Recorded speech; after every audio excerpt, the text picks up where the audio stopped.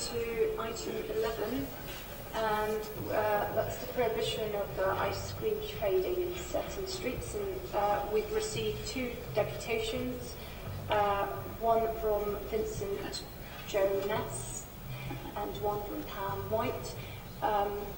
I'll take them in that order, but can I just remind deputies that we won't be talking about individual traders, so just restrict your comments to the issues, please. Okay, so each deputation is 5 minutes long. I'll remind you at 4 minutes 30 so that you can wrap up. My name is Vince Jones. I'll keep mine very briefly, as I understand that you have a copy, each of the members, of what I presented, so not to waste time. And any extra time I'd like to donate to this lovely lady to my left. Briefly, I would have to say that there's been a escalation of obvious physical threats, intimidation, flouting of common sense, not to mention statutory laws regarding safe parking. It's difficult to put into few words, and I'm not a very good speaker. I like writing, but I'm not a good speaker. So what process the members go through to make a judgment on whether prohibition should be taken or not taken are well above my understanding at this point. I wanted to say, as a citizen, 25 years in Camden, I'm an artist. I usually keep a very low profile, though my work is often seen publicly and on television programs, etc. But what is to be done when 2 lovely people from Primrose Hill, young couple, wanted to start an ice cream van selling, not a van, one of those 3-wheel carts. I think they're about 23, 24 years of age, looking as entrepreneurs to go into the business, unaware that there's been a turf war raging in our community between itinerant ice cream van traders, to the extent that there was a physical confrontation. Someone was injured in Primrose Hill, and this young couple were physically threatened with assault and physical assault, intimidation, to be physically assaulted if they persisted to get themselves licensed to sell ice cream from this little 3-wheel cart. What more can I say than what you've had before you, what I've written? I won't go any further. I think what I've written is enough, and I'll turn my time over to this young lady here. Okay, thank you. Thank you very much for your brief deputation. So we'll move on to Ms. White. You have 5 minutes. Yeah, thank you. I must apologise, I wasn't aware that I wasn't allowed to refer to specific traders, because the problem I want to talk about is that we suffer a problem of one trader. I'll try and skip over the individual bits, specific bits about him. I'm Vice Chair of Primrose Hill Consultation Area Advisory Committee, and I'm a resident of Princess Road, having lived opposite Primrose Hill Primary School for 32 years. And I'm speaking particularly about the prohibition of itinerant ice cream trading in Gloucester Avenue, which is on part of this agenda. And this school is about 50 metres away from Gloucester Avenue. For as long as I can remember, and certainly for many years, I've seen ice cream vans arrive at the school at about 3:20 and leave at about 3:50 on every school day. And the traders have parked outside the school, and they've been moved on, and then Princess Road became a prohibited street, and they moved on. And they park illegally all the time on yellow lines, single yellow lines, double yellow lines, on the entry treatment at the end of the road, occasionally a pay and display bay, but always half in and half out. The parking is appalling. So the traders park illegally habitually. They stick out into the traffic lanes in the road, they cause obstruction, but more dangerously, they require children to walk into the road to buy ice creams, as well as also involving children and their parents crossing the road without a clear view of the other oncoming traffic. I mean, it really has been an accident waiting to happen. I think we're very lucky that one hasn't. It is mayhem and chaos for 20 minutes every weekday afternoon outside the school. An additional point is that the ice cream trader vans need to be removed from the vicinity of the school because all the time they're present in our streets, their engines are idling and pushing out pollution all over the area and particularly over the small children, the customers. We also have a newsagent on the corner of Princess Road and Chalcot Road, our local newsagent, Mr. Patel, Primrose News. He can hardly manage to survive with less business, and local residents value his business and we aim to protect him. He's losing business to this itinerant ice cream trader. The school, in addition, fully supports local residents and the committee's initiative to add Gloucester Avenue to the prohibited streets list. You have a letter of support in your pack, a letter of support of this intention, the intention of this point on the agenda, from the school administrator, Rita Brassington. Camden already have a prohibition on such traders parking in Princess Road to protect the school children, and ice cream traders now park in Gloucester Avenue, which is not yet protected. And now that Camden's licensing committee is being asked to add Gloucester Avenue to the prohibited streets list, there is a chance to remove this van from our streets, and other vans, all of them. Camden also needs to have the power to remove the traders. But we suspect the traders will continue to trade in our streets tomorrow if you pass this prohibition tonight. Therefore, we also support the intention under item 12 of tonight's agenda to permit quick and effective enforcement in respect of street trading offences. And I would ask you to pass that item as well, or vote for it. In summary, please register my committee's objection to ice cream van traders' presence in our streets on a daily basis and add Gloucester Avenue to the prohibited streets listing. Thank you very much, both. Thanks for attending and addressing us this evening. You're welcome to,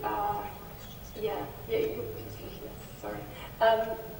I'm going to take up to 10 minutes of questions from members. This is questions for the deputies, and then we'll move on to the discussion and debate. Lazaro, I can see that you want to ask a question, so I'll let you ask the first question. But unfortunately, as a non-member, you can't really contribute to the debate. Okay. My question for both the deputies is about, if you look at the list of all the places, many of them are close to schools or close to touristic attractions. And you spoke very well, both of you, on the risk, the hazard of the trading and on the environmental issue. Do you also think there is an healthy issue about selling ice creams outside schools? Yes, I certainly do. I personally think that if you want to buy ice cream, you should buy good quality ice cream. The ice cream they sell in these vans is very, very poor quality. In addition, it's full of sugar, and it's obviously very bad for children and their teeth and their dental health. I'm sorry, I forgot to mention that, but it's part of my opinion. I support what she just said. Also to point out that I'm rather pedantic, and I've observed some of the EHO Food Safety Agency violations. If one just stands at the side and watches a van operator, dig into his nose or cough, there's no facilities for washing the hands. So I've actually seen these individuals take money or cough or do unhygienic things with their hands and then serve the customers. It's not exactly something that you would want to do to your children. No problem, thank you. Councillor Callaghan. Chair, I'd like to ask Vincent and Pam how long you've been on this trail of trying to get the itinerant ice cream vans off the street. It's difficult to be very precise, but I think actively about 8 years. Yeah. I've only been about 4 years initiated with, as I said, I'm an artist, and I simply asked a trader to move his van away from what was called, you might have seen it, the cyber market, so that customers could see what I designed to attract people in. And rather than moving the van, I was assaulted, for which there was a conviction. But I won't go any further on that. But it's been 4 years. Sorry, just very quickly, Chair, to come back to Pam. You'll remember about 2 years ago we wanted to have a meeting, and we went along, and we think that the person had been warned, because for the first day in many months he wasn't there. So, you know, there's a very sort of dark area with all these traders, these itinerant traders as well. So, Is that a question? Yes, I remember that very clearly.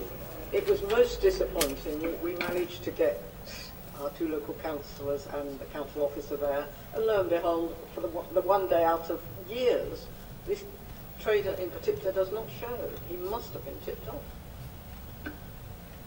Question from Councillor Simpson. One of the other things I've heard about, and it's not just a health-related issue, but it's the fact that the vehicles are parked, often just obstructing pavements, and they park on pavements, they have their engines running permanently, and the noise and disturbance to residents, which is particularly something we've heard from Holborn and Covent Garden Ward, through councillors and Vincent and Olad, is very, very high. And obviously there it's in the middle of a major area with people going to the British Museum. In your areas, people going and enjoying Primrose Hill. So the impact is quite tangible. Councillor Simpson, is this a question? It is. I was just saying, if is that something that you'd agree with, as in addition to the public health issues you've raised? Yes, I think so. I think that the street becomes much more difficult to use as a thoroughfare because this van is pumping out. I think they're diesels, so they're pumping out really nasty fumes. And they're in the middle of the road too. I mean, they block the road. It's easily perceived and dangerous to health, I think, and makes that nice little corner of Primrose Hill not so nice, but 20 minutes a day. He's very punctual, he's very prompt. He scoots off the moment his school children customers have finished, about 20 to 4, quarter to 4. Thank you. Yeah.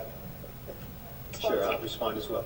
As a Primrose Hill resident, my son, and we're there all the time, and what she's just expressed is absolutely true. On Camden High Street, up by the canal, when you reach this canal, you'll find that there, and the photos you may have seen that I've sent voluminously to you, of vans parked half on the street, half on the pavement, just at the abutment, and vehicles, especially buses, literally have to go to the right, half onto the pavement, just to get past. Parking enforcement, police officers are asked to move them on, and basically because of loopholes in the law, they tell them to bugger off, pardon my French. Thank you. Question from Councillor Spinella, and Councillor Lewis, did you have your hand raised earlier? Thank you, Chair, and thank you for your deputation. It seems to me there's a couple of issues here that may be distinct. On one side, there's references that you made, for instance, Vincent, if I'm correct, to actual criminal behaviour by some of these ice cream vans, and also what I guess we could call in the more broad terms antisocial behaviour by the ice cream vendors at these vans.